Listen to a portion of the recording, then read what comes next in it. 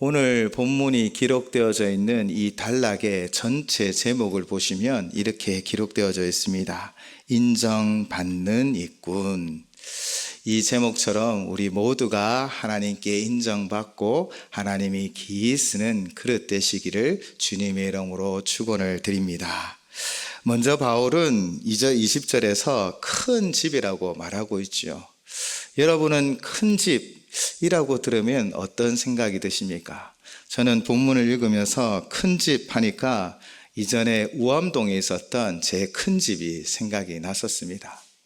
어떤 일은 큰 집이라고 하면 이 종갓집을 생각할 수도 있을 것이고, 또 어떤 일은 큰 집이라고 하면 아마 교도소라고 생각할 수도 있을 것 같습니다.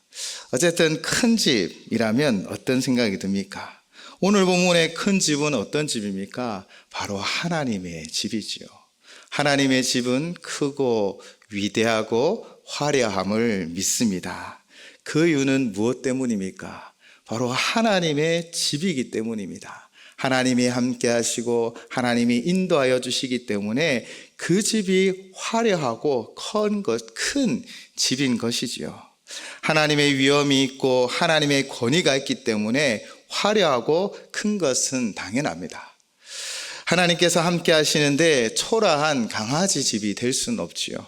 그러나 우리가 분명히 알아야 할 것은 하나님의 집은 세상에서 볼 때 세상의 기준으로 화려하고 큰 집이 아니라는 것입니다. 중세시대 중세교회들은 건물을 화려하게 짓기 위하여 참 많은 일들을 하였지요. 그들은 면죄부를 판매하기도 하고 또 건축 헌금을 거두면서 이 헌금함에 동전이 떨어지면 너희 자신이 구원을 얻고 또 연옥에 있는 너희 가족의 영혼이 천국으로 올라간다라는 거짓말을 하기도 하였습니다. 그들은 그렇게 건물을 화려하게 짓고 크게 지으면 그 권세가 영원하고 그 능력이 영원할 것이라고 생각했다라는 것이지요. 그러나 결국 중세시대는 무너졌습니다. 아무리 화려하고 큰 건물도 영원하지 않는 것입니다. 하나님께서는 화려하고 큰 건물과 함께 하지 않습니다. 하나님은 하나님의 영광이 드러나고 하나님의 말씀이 이루어지며 하나님의 칭찬과 하나님의 사랑과 하나님의 그 은혜가 가득한 그곳에 함께 하심을 믿습니다. 바로 그곳이 큰 집이요 화려한 집이 되는 것입니다. 초대교회를 생각해 보십시오. 초대교회는 특별한 건물이 있지 않았습니다. 그들은 그냥 모였습니다. 모이고 나누고 사랑하고 기도하고 말씀을 배웠던 것이지요. 그로 말미암아 그 교회는 세상으로부터 칭찬받았던 것처럼 우리가 정말 하나님의 임재가 충만하고 하나님 말씀으로 무장되어지고 하나님 사랑을 나누는 공동체가 되어지면 큰 집이 되고 화려한 집이 되어질 줄을 믿습니다. 바로 우리 교회가 이런 교회가 되기를 소망합니다. 주변 우리 동네 사람들이 우리 연산제일교회만 생각하면 사랑이 충만하고 은혜가 충만하고 서로 위로하고 격려하는 교회다라고 큰 소문나기를 주님의 이름으로 부탁을 드립니다. 오늘 본문에서 사도 바울은 바로 하나님의 집, 하나님의 교회를 큰 집이라고 소개하고 있지요. 이 큰 집의 의미는 무엇일까요? 이 큰이라는 단어의 헬라어는 메가스입니다. 이 메가라는 단어의 근원일 것입니다. 즉, 이 의미는 두 가지가 있는데요. 영어로 big, 크다라는 의미가 있고요. 또 영어로는 great, 위대하다라는 의미가 있습니다. 오늘 본문에서 쓰임받은 이 big, 이 크다라는 의미는 바로 빅으로 의미될 수 있죠. 즉 하나님의 교회는 빅 사이즈입니다. 이 빅 사이즈는요 건물의 크기를 말하는 것이 아닙니다. 하나님의 교회는 크고 커서 누구든지 어떤 사람이든지 바로 함께 모여 하나님을 예배하고 하나님을 만나는 곳이어야 한다라는 것입니다. 여기에는 차별이 없고 나눔이 없어야 합니다. 오직 예수 그리스도 그분을 우리의 구주로 믿고 고백하며 우리 성도들이 함께 모여 예배하는 곳, 그곳이 바로 하나님의 집, 하나님의 교회요 큰 집인 줄을 믿습니다. 그래서 이 큰 집에는요 너무나 다양한 종류의 사람들이 모인다라는 것입니다. 오늘 본문에서도 20절을 보시면 금그릇과 은그릇뿐 아니라 나무그릇과 질그릇도 있어서 귀하게 쓰이는 것도 있고 천하게 쓰이는 것도 있다라고 말하고 있습니다. 우리는 이 다양성이 우리 안에 있음을 아셔야 합니다. 또 이 모든 다양함을 다 받아들이는 하나님의 크신 은혜가 하나님의 교회 가운데 있음을 믿습니다. 그런데 우리는 늘 우리의 이 좁은 생각으로 교회를 작게 만드는 것은 아닌지 한번 뒤돌아보았으면 좋겠습니다. 내 생각, 내 마음의 이 좁은 틀로 교회를 바라보고 있는 것이 아닙니까? 아닙니다. 교회는 하나님의 크신 은혜 가운데 큰 교회임을 믿습니다. 여러 모습, 여러 성격, 여러 스타일, 그러나 오직 예수 그리스도를 믿는 그 믿음으로 하나 되어 하나님을 예배하는 바로 그렇게 큰 교회가 우리 하나님의 교회인 줄을 믿습니다. 우리 교회도 하나님의 이 큰 교회가 되어서 서로를 품고 기도하시기를 바랍니다. 위로하고 격려하고 부족한 것은 좀 채워줘 가고 그렇게 나와 다른 것을 인정하고 나와 다른 모습을 보듬어가며 함께 할 때 우리 교회도 초대교회와 같이 큰 교회가 되어질 줄을 믿습니다. 한 걸음만 더 이해하시면 됩니다. 한 걸음만 더 사랑하시면 됩니다. 한 걸음만 더 참으면 우리 안에 크고 위대한 역사가 일어날 줄을 믿습니다. 이처럼 하나님 교회는 큰 사랑 그리고 큰 교회라 많은 이들이 함께하며 하나님을 찬양하고 영광을 돌려드리죠. 그러나 이 큰 집에도 분명 여러 종류의 그릇과 여러 쓰임의 다른 종류가 있다는 것입니다. 오늘 본문 20절에 대한 일반적인 해석을 세 가지로 학자들은 설명합니다. 이 첫째는 귀하게 쓰이는 그릇들, 금, 은 그릇들이 있는데 이것은 사실 신실한 교사들이라는 것입니다. 그러나 나무, 질그릇과 같은 거짓 선생들이 천하게 쓰임을 받기도 한다라고 설명합니다. 즉 오늘 본문이 있는 2장에는요 거짓 교사들에 대한 이름이 언급되어 있습니다. 디모데후서 2장 16절에서 18절 말씀입니다. 망령되고 헛된 말을 버리라. 그들은 경건하지 아니하며 점점 나아가나니 그들의 말은 악성 종량이 퍼져나간 것 같은데 그 후에 후메네오와 빌레도가 있느니라. 진리에 관하여는 그들이 그릇되었도다. 부활이 이미 지나갔다 하므로 어떤 사람들의 믿음을 무너뜨리느니라. 아멘. 실제로 이 교회 공동체 안에 교회를 어지럽게 하고 교회의 분쟁을 만드는 일들이 있었다라는 것입니다. 이들은 세상의 거짓을 들고 와서 교회 안에 교회의 영향력을 끼치고 있었다라는 것이지요. 그리고 두 번째 해석은 이 그릇은 모든 신자들을 가르쳐 준다라는 것입니다. 모든 신자가 다 그릇인데 그런데 이렇게 해석하는 해석자들이 있었습니다. 어떤 일에게는 특별한 사명을 주고 어떤 에게는 이 일반적인 사명을 주었다라는 것이지요. 순교자의 자리로 누구나 다 나아갈 수 있는 것은 아닙니다. 특별한 사명이 주어지고 땅끝까지 복음을 전거하기도 하고 생명을 걸기도 한다라는 것이지요. 그러나 이것은 특별한 사명이기도 하지만 그러나 우리 모두가 가져야 할 사명이기도 합니다. 사실 우리는 모두 겸손히 섬기며 또 복음 전파에 그 사명이 우리에게 있는 것이지요. 세 번째 해석은 큰 집이라는 것이 집단, 어떤 모임을 이야기하는 것이 아니라 바로 이 편지의 대상이 되고 있는 디모데라는 것입니다.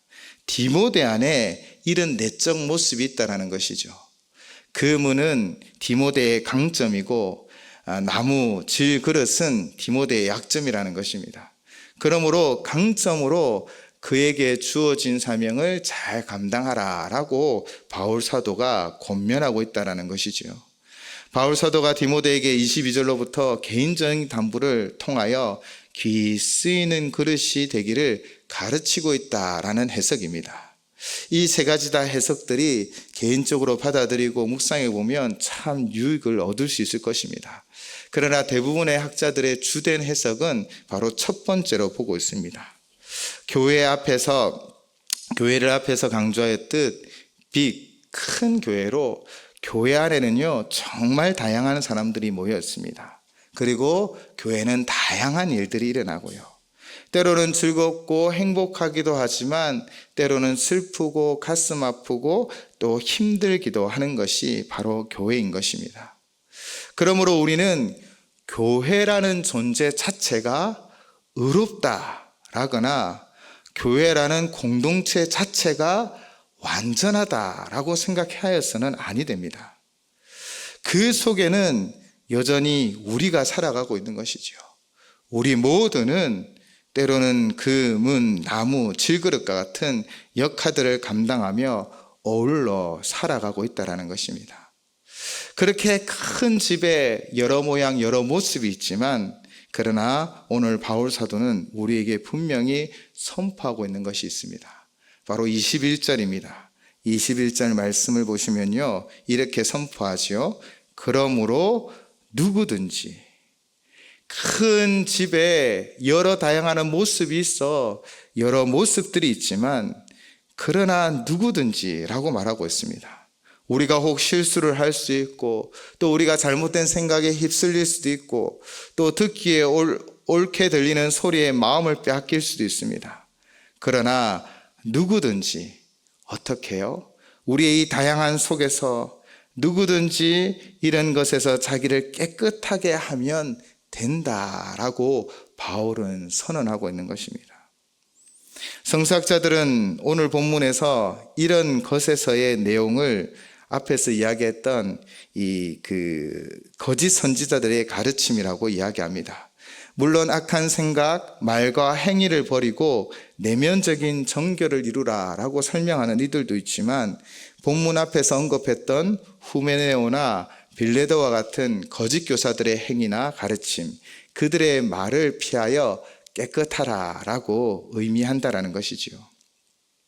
즉 우리가 거짓 행위나 가르침에 속아 세상 것을 채우고 있으면 귀히 쓰임 받을 수가 없습니다. 왜냐하면 우리의 속에 있는 것은 반드시 드러나기 때문이죠.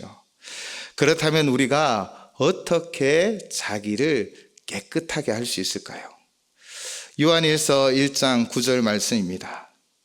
만일 우리가 우리 죄를 자백하면 그는 미쁘시고 의로우사 우리 죄를 사하시며 우리를 모든 불의에서 깨끗하게 하실 것이요. 아멘. 무엇이 우리를 깨끗하게 하겠다라고 말씀하고 계십니까? 자신을 먼저 돌아보아야 한다는 것입니다. 성령님이 우리 가운데 함께 하시면 그분이 우리를 깨우쳐 주시는 거예요. 우리에게 빛을 비추어 우리의 어둠이 무엇인지를 알게 하십니다. 그러면 그 지시대로, 그 깨달음대로 우리가 주의 보혈을 의지하며 나아가면 됩니다. 하나님 앞에 정직하게 나아가고 계십니까? 에덴 동산에서 하나님과 온 동산을 함께 동행했던 아담이 범죄 후에 한 첫 번째 행동이 무엇인지 기억하십니까? 창세기 3장 8절에서 11절 말씀입니다. 그들이 그날 바람이 불 때 동상에 거니시는 여호와 하나님의 소리를 듣고 아담과 그의 아내가 여호와 하나님의 낯을 피하여 동상나무 사이에 숨은지라. 여호와 하나님이 아담을 부르시며 그에게 이르시되 내가 어디 있느냐? 이르되 내가 동산에서 하나님의 소리를 듣고 내가 벗었으므로 두려워하여 숨었나이다. 이르시되 누가 너의 벗었음을 내게 알렸느냐? 내가 내게 먹지 말라 명한 그 나무 열매를 내게 먹었느냐? 바로 하나님이 먹지 말라는 선악을 알게 하는 그 열매를 먹은 뒤 바로 아담은 하나님의 낯을 피하여 숨게 만들어 버렸습니다. 죄는 우리를 하나님 앞에 나아가지 못하고 숨게 만드는 것입니다. 그러나 그의 죄의 문제가 해결되어지면, 우리의 죄의 문제가 해결되어지면 어떻게 되어진다는 것입니까? 바로 그 은혜의 보좌 앞에 담대하게 나아갈 수 있다는 것이지요. 우리가 어떻게 깨끗함을 입고 하나님의 은혜 가운데, 하나님의 역사 가운데 살아갈 수 있습니까? 그것은 우리 안에 있는 죄의 문제를 해결하셔야 합니다. 3일의 기간 동안 어쩌면 우리 안에 벗겨내지 못한 우리의 죄의 커다란 옷이 있다면 오늘 예수 그리스도의 그 보혈을 의지하여 하나님 앞에 나아가시기 바랍니다. 그러면 모든 죄는 해결함을 받고 그 하나님의 은혜를 누리게 되어질 줄을 믿습니다. 손에 가득히 흙을 묻힌 아이에게 우리는 맛있는 것을 주지 않습니다. 그 손을 깨끗이 씻은 뒤에 우리는 맛있는 음식을 그 아이의 손에 쥐어주는 것처럼 우리의 죄를 회개하는 것, 우리가 그리스도의 보혈로 하나님 앞에 나아가는 것, 그 은혜의 보좌 앞에 나아가는 것이 바로 우리를 깨끗게 하는 것입니다. 우리 안에 이 모든 것을 깨끗게 하시는 그리스도의 보혈을 의지하여 오늘도 은혜의 그 보좌 앞에 담대히 나아가시기를 주님의 이름으로 축원을 드립니다. 그리고 무엇으로 우리는 깨끗하게 되어질까요? 바울 사도는 에베소서에서 아내와 남편의 관계를 그리스도와 교회의 관계로 설명하며 이렇게 말씀하였습니다. 에베소서 5장 26절에서 27절입니다. 이는 곧 물로 씻어 말씀으로 깨끗하게 하사 거룩하게 하시고 자기 앞에 영광스러운 교회로 세우사 티나 주름 잡힌 것이나 이런 것들이 없이 거룩하고 흠이 없게 하려 하심이라. 아멘. 성도는 회개함으로 말미암아 세례를 받고 씻김을 받았지요. 그리고 바로 말씀으로 깨끗하고 거룩하게 되어짐을 믿습니다. 시편 119편 9절 말씀입니다.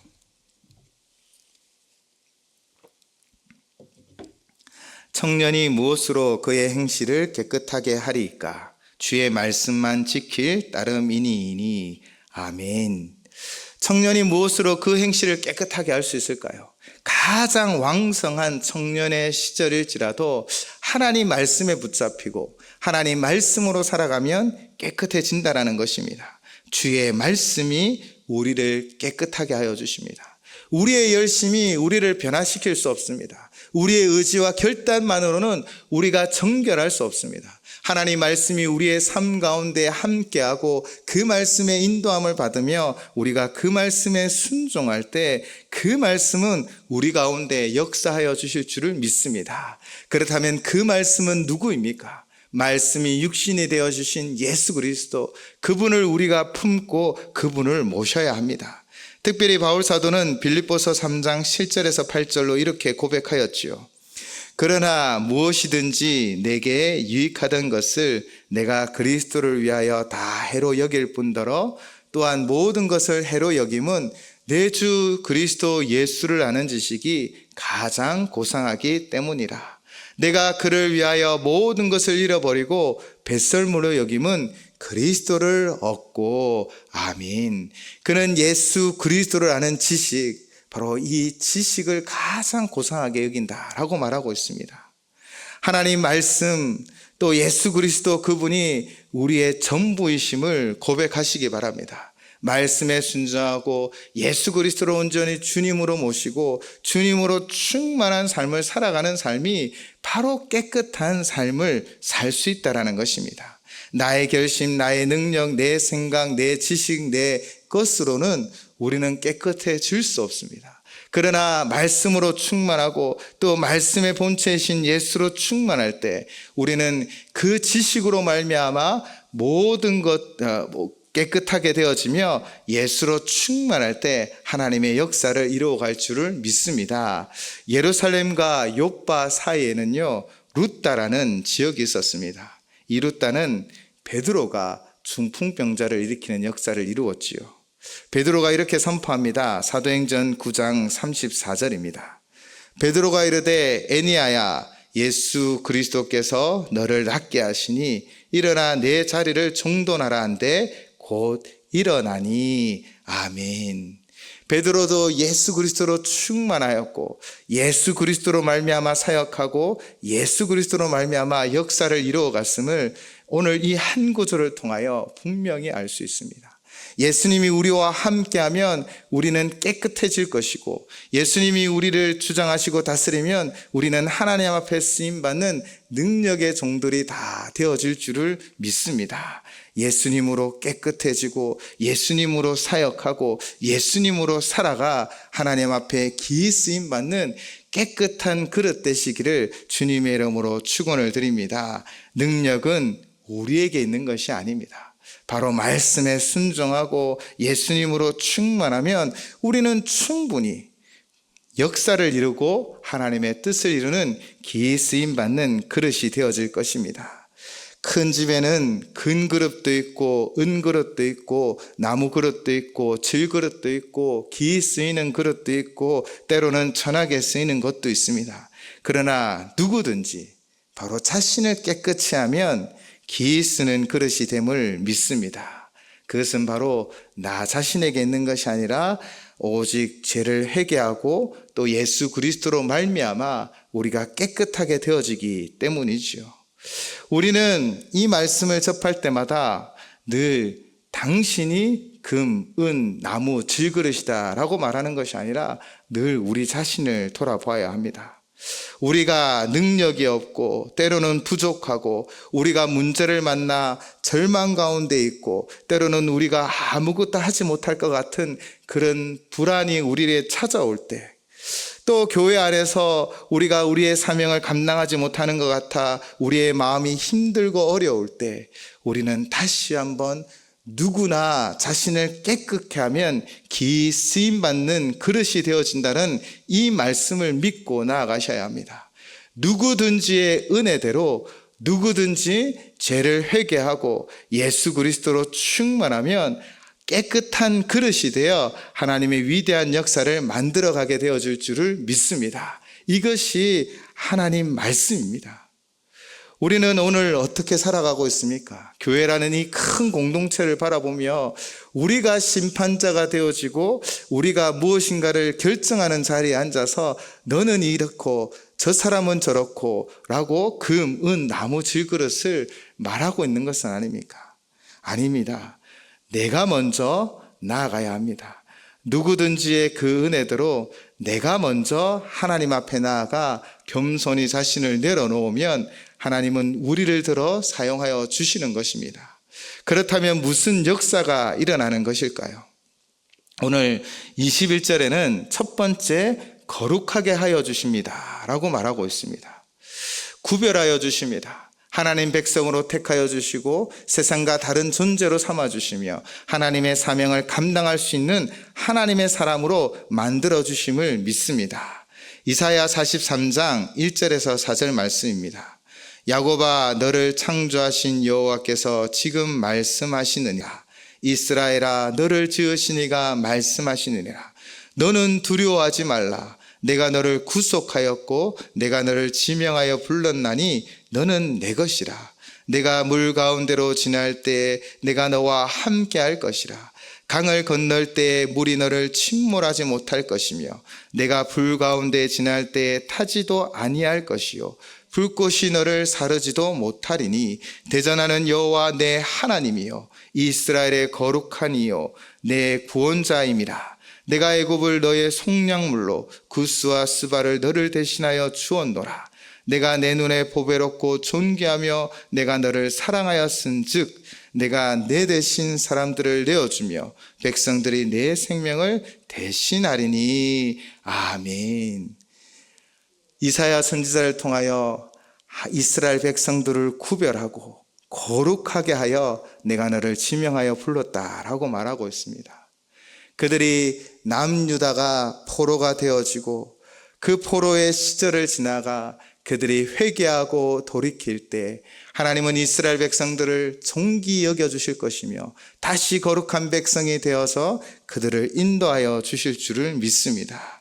하나님이 또한 이사야를 부를 때 그의 입술에 천사의 숯불을 대어 그를 정결하게 하여 하나님의 위대한 예언을 이루게 하여 주셨던 것처럼 우리가 말씀으로 충만하고 예수로 충만한 삶을 되면 우리를 거룩하게 구별하여 하나님의 위대한 역사를 만들어가는 하나님의 사람들로 구별하여 주실 줄을 믿습니다. 바로 우리가, 바로 여러분이 거룩하게 구별되어서 하나님께 쓰임받는 하나님 자녀가 되어줄 줄을 믿습니다. 둘째는 주인의 쓰임에 합당하게 된다라는 것입니다. 하나님이 쓰시기에 합당하게 된다라는 것입니다. 하나님 부흥의 역사의 그 현장 가운데 우리는 구경꾼이 되어지거나 또 주변꾼이 되어지지 않았으면 좋겠습니다. 바로 하나님 부흥의 그 역사의 순간에 그곳에서 하나님과 동력하며 하나님과 함께 일하시는, 하나님께 쓰임을 받는 여러분이 되시기를 주님의 이름으로 축원을 드립니다. 여기서 합당한이라는 헬라의 의미는요, 귀중한, 가치 있는, 유리한, 유익한, 쓸모 있는 이라는 의미가 담겨 있다고 합니다. 주인을 섬기는 일에 있어서 이런 평가를 받는다면 얼마나 큰 칭찬일까요? 하나님 쓰시기에 정말 합당한 사람, 그가 바로 깨끗한 말씀으로 죄를 회개하며 말씀으로 복음으로 충만한 사람일 것입니다. 허디슨 테일러는 중국 내지 선교에 힘쓴 사람이었습니다. 그 선교사님이 이렇게 말을 했다고 합니다. 음악회가 끝난 뒤에는 피아노를 조율하지 않습니다. 연주를 시작하기 전에 조율해야 합니다. 그와 같이 아침에 일어나면 하루를 시작하기 전에 당신의 마음을 하나님의 뜻에 맞추도록 조율하십시오. 아멘. 하루를 시작할 때마다 늘 자신을 뒤돌아보며 오늘도 하나님 말씀으로 주님으로 충만하기를 기도하시기 바랍니다. 그러면 우리는 주님이 쓰시기에 좋은 그릇이 되어 하나님의 역사를 이루어가고 내가 쓰기에 좋고 합당한 그릇이다 칭찬받는 우리가 되어질 것입니다.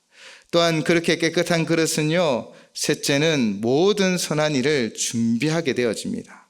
준비된 일꾼이 되어진다라는 것이지요. 다윗은 목동이었습니다. 그는 광야에서 아버지의 양을 쳤지요.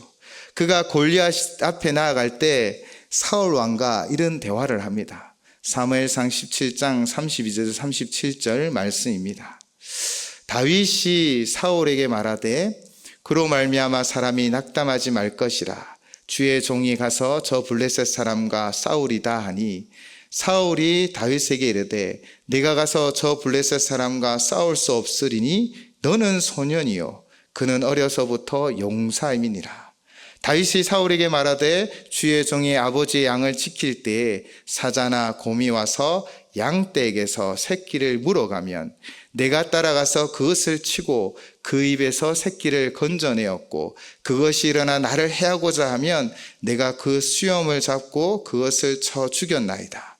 주의 종이 사자와 곰도 쳤은즉 살아계시는 하나님의 군대를 모욕한 이 할례받지 않는 블레셋 사람이니까 그가 그 짐승의 하나와 같이 되리이다. 또 다윗이 이르되 여호와께서 나를 사자의 발톱과 곰의 발톱에서 건져내셨은즉 나를 이 블레셋 사람의 손에서도 건져내시리이다. 사울이 다윗에게 이르되 가라 여호와께서 너와 함께 계시기를 원하노라. 아멘. 다윗이 사울 왕에게 무엇을 이야기하고 있습니까?